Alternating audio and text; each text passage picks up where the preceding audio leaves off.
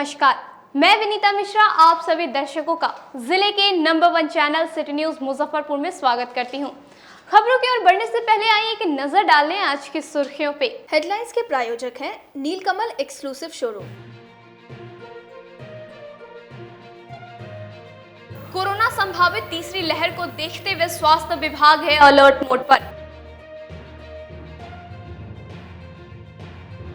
Sikandarpur OP क्षेत्र के लकड़ीराही मोहल्ले में कल चोरों ने एक घर में लाखों की चोरी की और मेयर के अविश्वास प्रस्ताव के बाद नगर निगम की राजनीति गरमाई, एक दूसरे पर लगा रहे हैं आरोप प्रत्यारोप। तो ये थी आज की सुर्खियां, अब खबरें विस्तार से। कोरोना की संभावित तीसरी लहर को देखते हुए जिला स्वास्थ्य विभाग अलर्ट मोड पे है। विभाग की ओर से शहर से गांव तक पुख्ता इंतजाम में जुट गया है। कोरोना की तीसरी लहर की संभावित हुई आशंका को लेकर मुजफ्फरपुर के स्वास्थ्य विभाग अलर्ट मोड में है।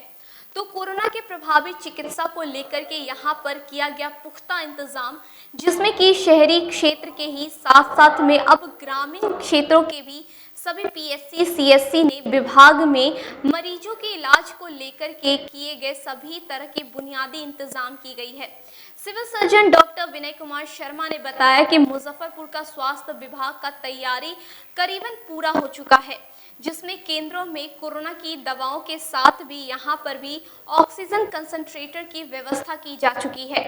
तो स्वास्थ्य विभाग टीम ने इसको लेकर विशेष परीक्षण के लिए चिकित्सकों और मेडिकल स्टाफ की टीम को एम्स यानी दिल्ली स्थित अखिल भारतीय चिकित्सक संस्थान में भेज दिया है, ताकि कोरोना को हराया जाने को लेकर आईसीएमआर और स्वास्थ्य विभाग के दिए गए निर्देश के पालन किया जाने और कोरोना की लड़ाई में सहायता भी मिल सके।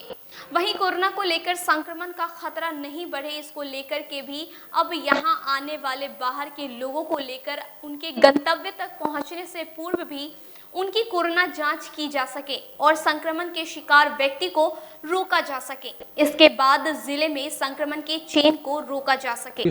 तीसरी लहर ना आए, इसके लिए हम लोग सबसे पहले तो कोशिश कर रहे हैं कि ज़्यादा से ज़्यादा लोगों का टीकाकरण कर दे कोविड का, और जितनी वैक्सीन हमारे पास प्राप्त होती है हम लोग 1 से 2 दिन में प्लान करके उसको लोगों को दे देते हैं। तो हम लोग का प्रयास यही है कि ज़्यादा से ज़्यादा लोगों का टीकाकरण करें। उसके बाद लोगों से रिक्वेस्ट कर रहे हैं कि सोशल डिस्टेंसिंग का और मास्क का उपयोग करें, क्योंकि यही है वो चीज़ है जो कि आपको तीसरी लहर को आने से रोक सकता है।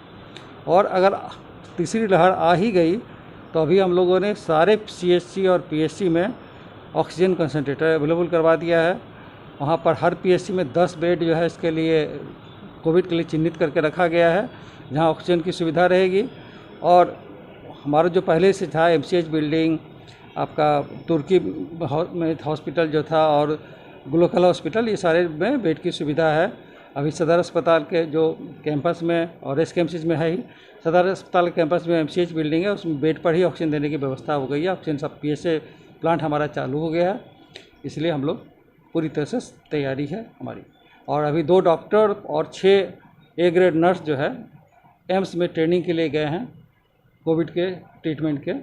इनका 1 सप्ताह का ट्रेनिंग है। ये लोग तैयार होकर के आएंगे ट्रेनिंग लेकर के, फिर बाकी लोगों को ये लोग यहाँ ट्रेनिंग देंगे, ताकि सारे लोग अगर आ जाएं तो चुस्त और तैनात रहें कि कोविड को रोका जा सके।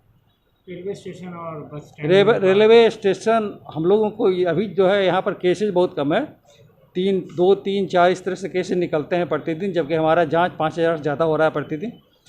हम लोगों का उद्देश्य है कि सबसे ज़्यादा जोर जांच में हम लोगों को रेलवे स्टेशन और बस स्टैंड पर दे रहे हैं, क्योंकि जब भी कभी आएगा कोविड का केस है तो बाहर से आएगा, और अगर हम वहीं पर उसको पकड़ लेंगे कि ये पॉजिटिव केस है, उसको आइसोलेट कर देंगे, तो हम कोविड को फैलने से रोक सकते हैं।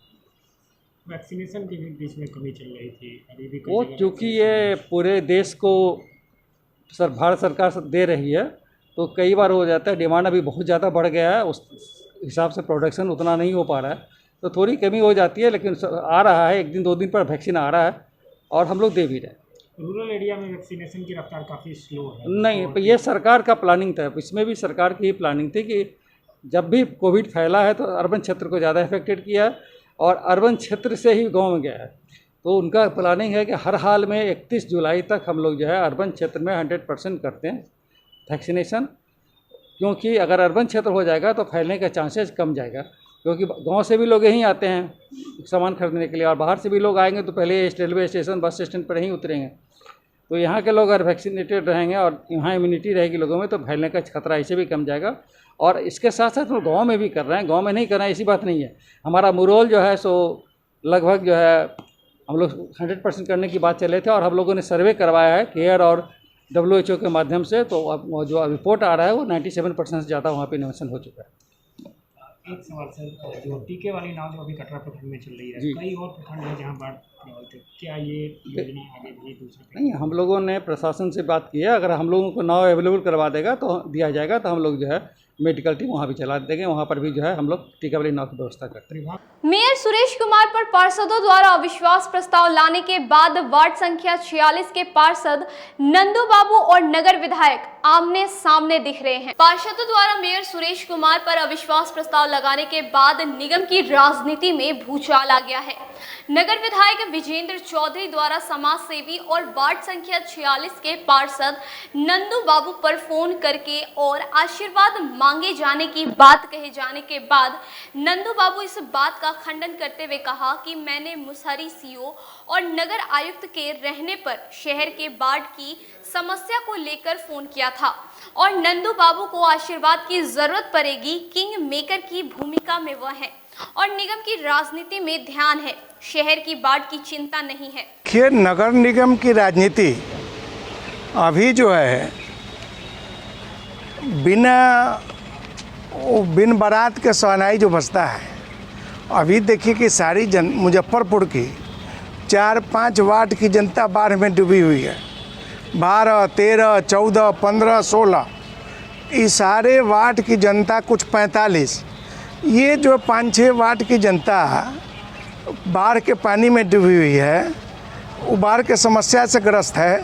तिरपाल नहीं है, उसके लिए पानी का टैंकर नहीं है, उसके लिए बहुत सारा सुख सुविधा नहीं है।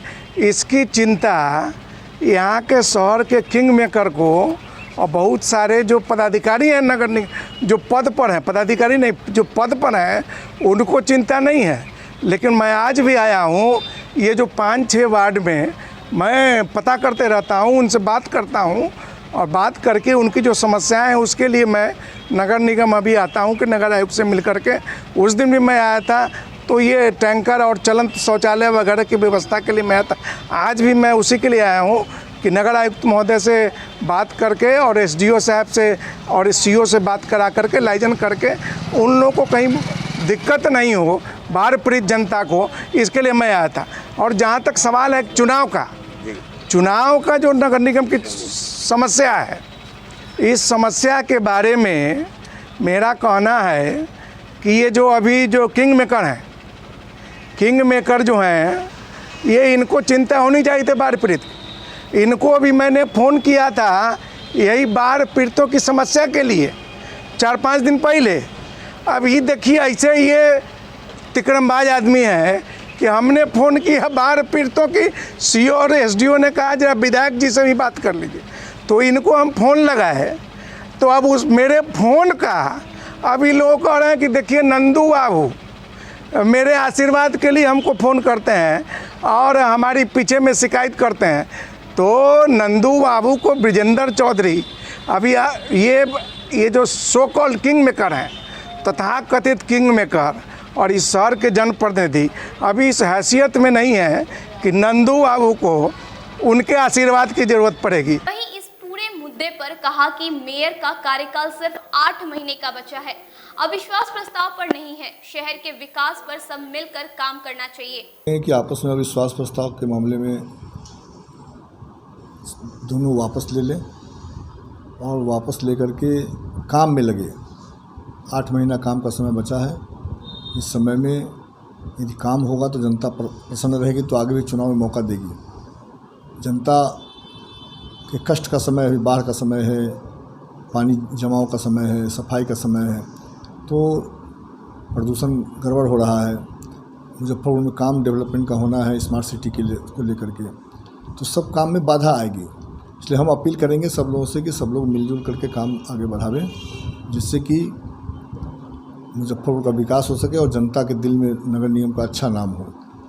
लगातार 4.5 साल से कोई काम नहीं बढ़ रहा है और आपस में लोग लड़ाई लड़ रहे हैं, कभी अफसर से लड़ाई होता है, कभी किसी से लड़ाई होता है। ये ठीक नहीं है। लड़ाई के बदले जनता का विश्वास जीतने का प्रयास सब लोग करें और इस चुनाव में हमको बहुत लेना देना नहीं है कौन आदमी जीतेगा कौन आदमी हारेगा।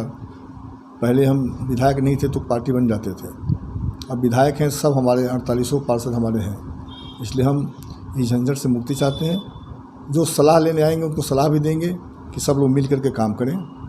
भाजपा जिला कार्यालय में महिला मोर्चा के जिलाध्यक्ष ने कहा कि 17 जुलाई भाजपा महिला मोर्चा की राष्ट्रीय अध्यक्ष जिला महिला मोर्चा के सदस्यों के साथ समीक्षा बैठक करेगी। जूरन छपरा स्थित भाजपा जिला कार्यालय में गुरुवार को भाजपा महिला मोर्चा प्रदेश अध्यक्ष लाजवंती झा एवं जिलाध्यक्ष डॉक्टर रागिनी रानी ने मुजफ्फरपुर में आयोजित होने वाले महिला मोर्चा प्रदेश कार्य समिति बैठक के विषय पर प्रेस वार्ता कर जानकारी देते हुए बताया कि आगामी 17 जुलाई को भाजपा महिला मोर्चा की नवनियुक्ति राष्ट्रीय अध्यक्ष और महामंत्री के द्वारा आगामी कार्य योजना को लेकर बूथ लेवल पर महिला सशक्तिकरण को लेकर बैठक करेगी। राष्ट्रीय अध्यक्ष और हमारी राष्ट्रीय महामंत्री आ रही हैं। राष्ट्रीय अध्यक्ष हमारी कोयम्बटूर दक्षिणी की तमिलनाडु में विधायक हैं और हमारी राष्ट्रीय महामंत्री हिमाचल प्रदेश की राज्यसभा की सांसद है और ये एक संगठनात्मक दौरे पे आ रही हैं।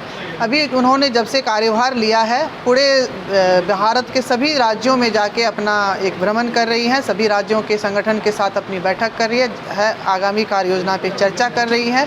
इसी संदर्भ में वो बिहार आ रही हैं और बिहार में हम लोगों ने ये तय किया कि मुजफ्फरपुर में ये बैठक हो। मुजफ्फरपुर की धरती निश्चित रूपेण बहुत ही एक उर्वरा धरती है और यहाँ के जिलाध्यक्ष काफ़ी सशक्त हैं और हम लोग चाह रहे थे कि राजधानी से हट के ये कार्यक्रम हो। हर चीज़ पटना के लोकल में ही हो जाती है, वो अच्छा नहीं लगता है, तो हम लोग इसका एक अच्छा मैसेज जाएगा तो मुजफ्फरपुर में इस कार्यक्रम को रखे हैं।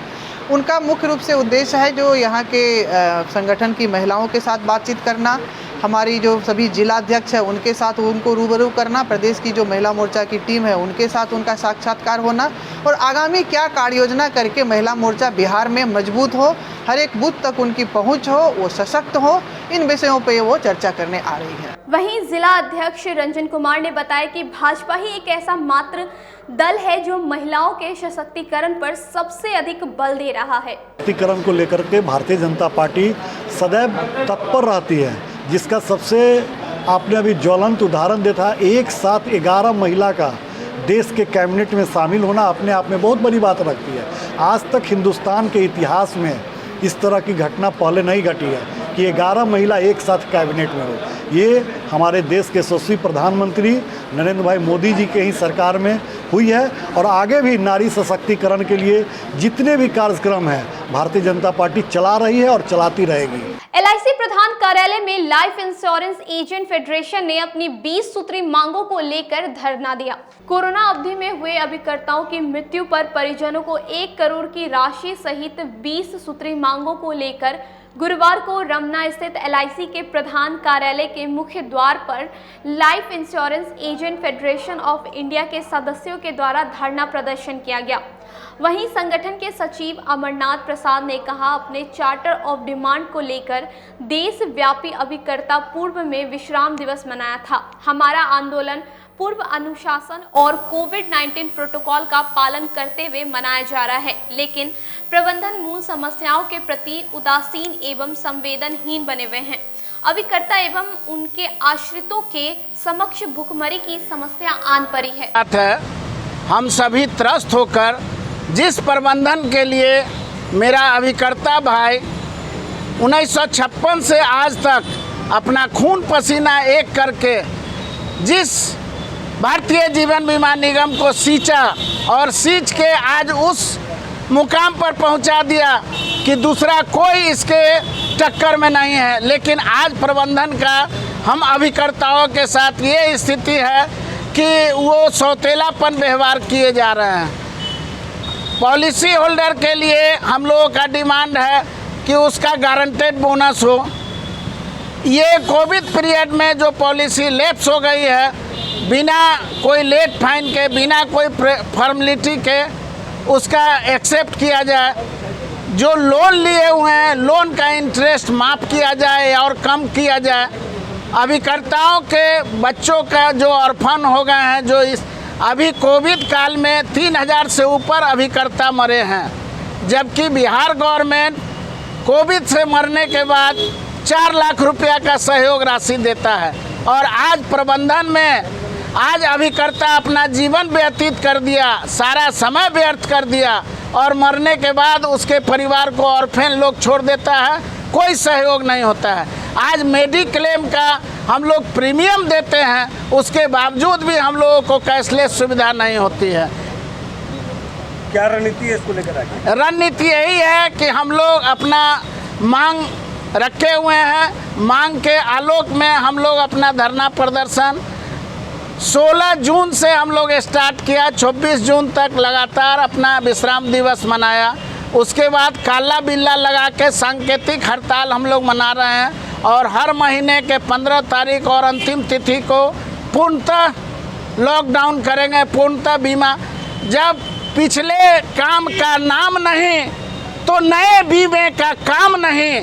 बेला फेज 1 में उत्तर बिहार उद्यमी संघ द्वारा टीकाकरण कैंप का आयोजन किया गया, जिसमें सैकड़ों उद्यमी ने टीका लिया। कोरोना के दूसरी लहर के बाद जिला प्रशासन और स्वास्थ्य विभाग के द्वारा टीकाकरण में तेजी लाने और लोगों में जन जागरूकता के लिए कई अभियान चलाए जा रहे हैं। उसी कड़ी में गुरुवार को बेला फेज 1 में उत्तर बिहार उद्यमी संघ के द्वारा टीकाकरण कैंप का आयोजन किया गया। साथ ही टीका लेने वालों को निःशुल्क भोजन भी कराया गया। वहीं कैंप में लगभग 400 से अधिक लोगों ने टीकाकरण का लाभ उठाया। उत्तर बिहार उद्यमी संघ के सदस्यों ने बताया कि कोरोना की तीसरी लहर की आशंका है और अगर लॉकडाउन लगता है तो पहले से ही उद्यमियों की कमर टूट चुकी है।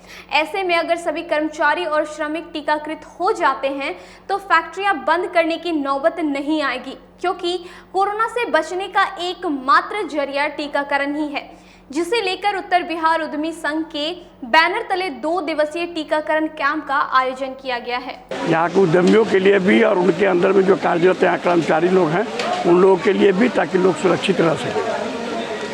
इसी के लिए यह वैक्सीनेशन का कार्यक्रम किया गया है, क्योंकि यहाँ पर समय लगता है, तो इसीलिए खाने का भी कार्यक्रम कर दिया गया, ताकि जो है सो लोग यहाँ पर इत्मीनान से बैठ करके खाना भी खा सके और इत्मीनान से अपना बैठ करके वैक्सीनेशन भी ले सके। लक्ष्य क्या रखे हैं जी? लक्ष्य कितना? लक्ष्य आज का 300 का है, आज 300 का है। इसके पहले 2 दिन और हो चुका है, इसमें 200 का लक्ष्य था, हम लोगों ने उसको कंप्लीट किया है। 2 दिन पर, इसके पहले 2 बार हो चुका है, ये आज तीसरा दिन है। आगे भी और आगे भी फर्दर अगर इससे नहीं कंप्लीट हो पाएगा, नहीं ये कंप्लीट हो पाएगा, फिर आगे भी हम लोग रखेंगे। कल परसों में फिर प्रोग्राम बना के फिर हम लोग इसको करेंगे। आयोजन उत्तर बिहार उद्यमी संघ के अंतर्गत किया गया है। यहाँ के उद्यमियों और उनके मजदूरों, जितने भी कार्यरत मजदूर हैं, उनके लिए ये व्यवस्था की गई है। और उनके साथ साथ चूँकि उन लोगों को यहाँ समय वैक्सीनेशन में लगता है, तो उनके लिए विशेष रूप से यहाँ इनके भोजन पानी की भी व्यवस्था की गई है। और अगर आज की वैक्सीनेशन में भी अगर कमी पड़ जाएगी तो पुनः इसकी व्यवस्था संघ के द्वारा करवाई जाएगी। संघ के सभी पदाधिकारी यहाँ सब उपस्थित है। ये सभी लोगों के सहयोग से ये कार्यक्रम किया जा रहा है। कितने लोगों का लक्ष्य है? आज 300 आदमी का लक्ष्य है, 200 आदमी का लक्ष्य पूर्व में भी किया गया है। अब रुकते एक छोटे से ब्रेक के लिए, कहीं मत जाइएगा, देखते रहिए सिटी न्यूज मुजफ्फरपुर। अब आ गया है आपके अपने शहर में उत्तर बिहार का पहला नीलकमल एक्सक्लूसिव शोरूम। नीलकमल इंडिया की फेवरेट फर्नीचर ब्रांड है। इस कंपनी के सभी रेंज एक ही छत के नीचे आपको मिलेगी। होम फर्नीचर, ऑफिस फर्नीचर की सभी रेंज यहाँ पे उपलब्ध है। कंपनी का एक्सक्लूसिव शोरूम होने के कारण 40% तक की विशेष छूट यहाँ मिल रही है। इसके अलावा 0% इंटरेस्ट के साथ बैंक से फाइनेंसिंग की भी सुविधा उपलब्ध है। तो देर मत कीजिए, एक बार हमारे यहाँ अवश्य पधारें। हमारा पता है Mithanpura, Narayanpur road, opposite to Vaishali management college, और हमारा कॉन्टैक्ट नंबर है 9334900888 और 7004320380। नॉर्थ बिहार का पहला एक्सक्लूसिव शोरूम मुजफ्फरपुर में यूए एसोसिएट के सौजन्य से नीलकमल का एक्सक्लूसिव शोरूम खुला है। और आप लोगों से यही भी निवेदन है कि एक बार इस शोरूम में आइए और इसके विस्तृत रेंज को देखिए, जो कि एक अच्छे रेंज के साथ एक अच्छी कीमत के साथ आपको मिलेगा। तो एक बार हम लोगों को आप सेवा करने का मौका दें। ब्रेक के बाद एक बार फिर आप सभी दर्शकों का जिला जिले के number 1 channel city news Muzaffarpur में स्वागत है। आइए बढ़ते हैं अगली खबरों की ओर। सिकंदरपुर ओपी थाना क्षेत्र के लकड़ीडाही मोहल्ले में एक घर में चोरों ने लाखों के सामान की चोरी की घटना को अंजाम दिया। जिले में शातिर चोरों का उत्पात थमने का नाम नहीं ले रहा है। हर रात्रि शहर के विभिन्न इलाकों में चोर बेखौफ होकर चोरी की घटना को अंजाम दे रहे हैं, लेकिन चोरों पर नकेल कसने की दिशा में पुलिस की तरफ से ठोस राजनीति नहीं तैयार की जा रही है। इसके कारण चोर के हौसले बुलंद है। ताजा मामला सिकंदरपुर ओपी क्षेत्र का है, जहां चोरों ने लकड़ीडाही मोहल्ले के राम जन्म महतो के घर को निशाना बनाते हुए नगदी सहित लाखों के सामान पर हाथ साफ किया। चोरों ने चोरी की घटना को उस वक्त अंजाम दिया जब घर के सभी लोग अंदर से दरवाजा बंद कर सो गए। इसी का फायदा उठाकर चोर दीवार पर चढ़कर घर में दाखिल हुआ और फिर 25,000 नगदी सहित लाखों के आभूषण पर हाथ साफ किया। घटना के संबंध में गृह स्वामी राम जन्म महतो की पत्नी झुनझुन देवी ने बताया कि आज सुबह जब लोग उठे तो घर में रखा सारा सामान बिखरा पड़ा हुआ था। उन्होंने बताया कि 25,000 रुपए कमेटी का पैसा रखे थे, वो भी चोर ले गया। इसके अलावे लाखों रुपए के आभूषण सहित कई अन्य सामान घर से गायब हैं। चोरी की घटना को लेकर स्थानीय लोगों में पुलिस के प्रति काफी आक्रोश देखा गया। अभी तक पुलिस एक बार भी वार्ड 16 में चोरी हुआ है, लगभग लाखों रुपए का ज्वेलरी कैश चोरी कर लिया गया है, जो कि आए दिन हो रहा है मोहल्ले में चोरी, मगर अभी तक पुलिस आई नहीं है एक बार ये भी जानने कि वो गरीब के घर में कितने का चोरी हुआ, क्या हुआ है।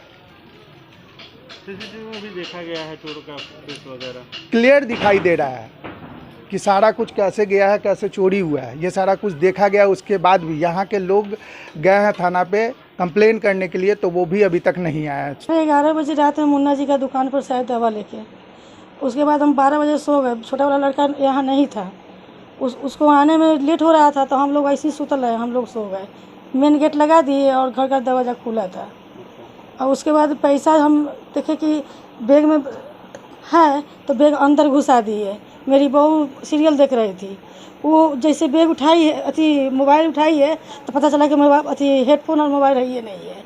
तो मोबाइल से पता चला कि हाँ जो चोरी हुआ है घर में है। तब हम लोग 5 बजे हल्ला किए हैं। उसके बाद हमको पता नहीं है कि वो कहीं आया नहीं आया। गायब क्या क्या है? गायब है मंगलसूत्र है, कान में का है, और 25,000 नगद है, और ये एक छोटा का नथुनी है बैग में। पैसा वाला जो बैग है उसमें वो छोटा नथुनी है। हाँ, टोटल कितने का सामान वगैरह होगा? सामान ये सब कितना 1 लाख रुपये का तो होबे करेगा। नगद भी 25? नगद 25,000 रुपया। आसपास में सीसीटीवी लगा हुआ है? हाँ लगा हुआ है सामने कैमरा। हाँ दिखा है। कितने की संख्या में चोर आए थे? 1:03 बजे शायद। हाँ 1:30 बजे 1:28। एगो छुप के दिख रहा है, और एगो ऊपर चढ़ रहा है, और फिर चारों बगल से झांक रहा है और नीचे उतर रहा है। 2 बार अप डाउन किया है ऊपर, और झांक भी रहा है और चढ़ भी रहा है। ये पूरे 1 घंटा घर में मेरा था। वो कंप्लेन वगैरह किए हैं थाना वगैरह में? नहीं, अभी तो नहीं किए हैं। क्या नाम हुआ आपका? मेरा नाम झुन्नी देवी है। पति का? राम जन्म महतो, मोहल्ला लकड़ीडाही। बीएसएनएल के प्रधान कार्यालय में एम्प्लॉय यूनियन ने अपनी मांगों को लेकर 1 दिवसीय धरना दिया। अपनी विभिन्न मांगों को लेकर गुरुवार को कंपनी बाग स्थित बीएसएनएल के प्रधान कार्यालय में national federation telecom employees union और नेशनल यूनियन बीएसएनएल के संयुक्त तत्वाधान में 1 दिवसीय धरना प्रदर्शन किया। वहीं संगठन के जिला सचिव मनोज कुमार ने कहा कि केंद्रीय आह्वान पर पूरे देश में अधिकारी और कर्मचारी 1 दिवसीय धरना प्रदर्शन कर रहे हैं। बीएसएनएल की जो स्थिति दिन प्रतिदिन घटती जा रही है, जिसके लिए सरकार जिम्मेवार है। निजी कंपनियां दिन प्रतिदिन तरक्की कर रही है, जिसके लिए 4G लाइसेंस की जल्द शुरुआत होनी चाहिए। साथ ही 5G टेस्टिंग शुरू होनी चाहिए। कर्मचारी बकाया राशि का भुगतान जल्द किया जाए। बीएसएनएल को जल्द से जल्द 4G स्पेक्ट्रम दिया जाए ताकि हम बेहतर सेवा दे सके और देश की संपत्ति बीएसएनएल को बिकने से बचाया जा सके। अगर हमारी मांगें नहीं मानी जाती है तो आगामी 28 जुलाई को सभी कर्मचारी सामूहिक भूख हड़ताल करेंगे। केंद्रीय आह्वान पर सारे संगठन, अधिकारी, कर्मचारी आयोग के तहत आज हम प्रदर्शन कर रहे हैं। प्रदर्शन में मुख्य मांगे हैं जो बीएसएनएल का जो स्थिति है वो जग जाहिर है। सरकार इसके रिवाइवल के लिए कुछ सोच नहीं रही है। प्रतिदिन इस कंपनी को डाउनफॉलो में ले जाने का कार्य कर रही है। इसके लिए प्रदर्शन है। दूसरी बात, अभी कर्मचारियों का 2 महीने से वेतन नहीं मिला है। नियमित वेतन करने के लिए मांग है। सभी PSU को लगभग 3rd पे रिवीजन मिल गया, BSNL के कर्मचारियों को आज तक नहीं मिला। और 4G स्पेक्ट्रम प्राइवेट कंपनियों को 4G स्पेक्ट्रम सरकार दे के उसको बढ़ा रही है। BSNL आज बहुत दिनों से डिमांड कर रही है, इसको 4G स्पेक्ट्रम नहीं मिल रहा है। 4G स्पेक्ट्रम नहीं मिलने के कारण BSNL का रेवेन्यू गिर रहा है। इसलिए कि आज के समय में, आज की वर्तमान परिस्थिति में लोग हायर इंटरनेट का इस्तेमाल करते हैं, हायर डाटा चाहिए और BSNL के पास वह सुविधा उपलब्ध नहीं है। तो हाँ, और सरकार BSNL का पैसा 40,000 करोड़ रखी हुई है। हम लोगों का डिमांड है जो हमारा ही पैसा सरकार हमें रिटर्न कर दे, जो हम अपना रिवाइवल कर सके। उस पर भी सरकार बात मानने के लिए तैयार नहीं है। लंबी समयों से मांगी जा रही है जो हमारा पैसा जो आपके पास है वो रिटर्न कीजिए। हम इसको लेकर आगे रणनीति है जो अभी हम लोग धरना प्रदर्शन कर रहे हैं और आगे 28 तारीख को फिर भूख हड़ताल करेंगे। उसके बाद आगे जैसा ऊपर केंद्रीय आह्वान पर जो नेतृत्व जो हम लोगों को आदेश देगा उसके तहत हम लोग आगे का कार्य करेंगे। दूसरी बात, अभी हमारे कुछ अधिकारियों को ट्रांसफ़र पोस्टिंग किया गया। BSNL को वेतन देने के लिए पैसा नहीं है और एक कर्मचारी को यहाँ से 200 किलोमीटर ट्रांसफ़र पोस्टिंग कर दिया। क्या उनका TA और DA विभाग वहन कर सकेगी? गायघाट प्रखंड मुख्यालय में पंचायत परामर्श की बैठक की गई, जिसमें विधायक, प्रमुख, VDO, CO सहित जनप्रतिनिधि शामिल हुए। गायघाट प्रखंड मुख्यालय स्थित BRC भवन में पंचायत परामर्शी समिति की बैठक की गई, जिसमें प्रमुख विधायक, VDO, CO सहित अन्य पदाधिकारी और जनप्रतिनिधि उपस्थित रहे। बैठक में लगभग 10 प्रस्ताव पारित हुए हैं। मौजूद जनप्रतिनिधियों ने अपने अपने क्षेत्र को बाढ़ प्रभावित घोषित करने की मांग की। विधायक निरंजन राय ने कहा कि गायघाट बागमती से सबसे ज्यादा बाढ़ से प्रभावित रहता है। इस पर ज्यादा चर्चा की गई, कैसे लोगों तक मदद पहुंच सके। प्रमुख श्रवण सिंह ने बताया कि बैठक में लगभग 10 से 12 प्रस्ताव पारित की गई है। वीडियो डॉक्टर विमल कुमार ने कहा कि प्रखंड स्तरीय पंचायत परामर्शी की बैठक की गई, विभिन्न मुद्दों पर चर्चा की गई, खासकर बाढ़ से संबंधित बैठक में दिशा निर्देश दिया गया। गायघाट प्रखंड के BRC भवन में पंचायत समिति की बैठक थी, जिसके लिए हम आए थे बैठक में भाग लेने के लिए। वहाँ यही आज जो अभी सबसे ज़्यादा बाढ़ की समस्या है, जो शिक्षा और जो भी सभी विभाग की समीक्षा बैठक हुई, स्वास्थ्य, समाज कल्याण, मतलब जो सभी विभाग से संबंधित उस पर चर्चाएं हुई। सबसे ज़्यादा बाढ़ जो अभी गायघाट को बागमती से पूर्णतः प्रभावित रहता है, तो बाढ़ पर ज़्यादा हुआ कि किस तरह से जो बाढ़ प्रभावित लोग हैं उनके बीच राहत का वितरण हो और जिस तरह से ये 6,000 रुपये जो सरकार के द्वारा दी जाती है सहायता राशि, उसकी संबंधित सूची और जो अनुश्रवण समिति की बैठक के द्वारा ली जाती, इन्हीं सब मुद्दों पर विशेष रूप से आज की बैठक में चर्चा हुई।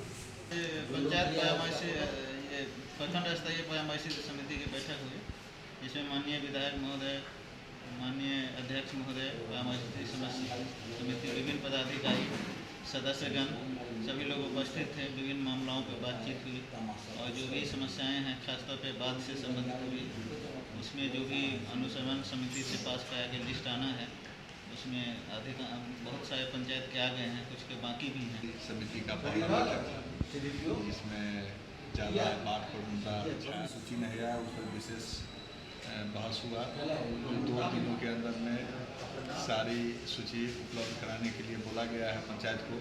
अगर नहीं आता है तो उससे लाभ वंचित हो जाएंगे और सारी जवाबदेही पंचायत के अध्यक्ष, परामर्शी समिति के अध्यक्ष की होगी। बैठक में कितने प्रस्ताव पास किए गए?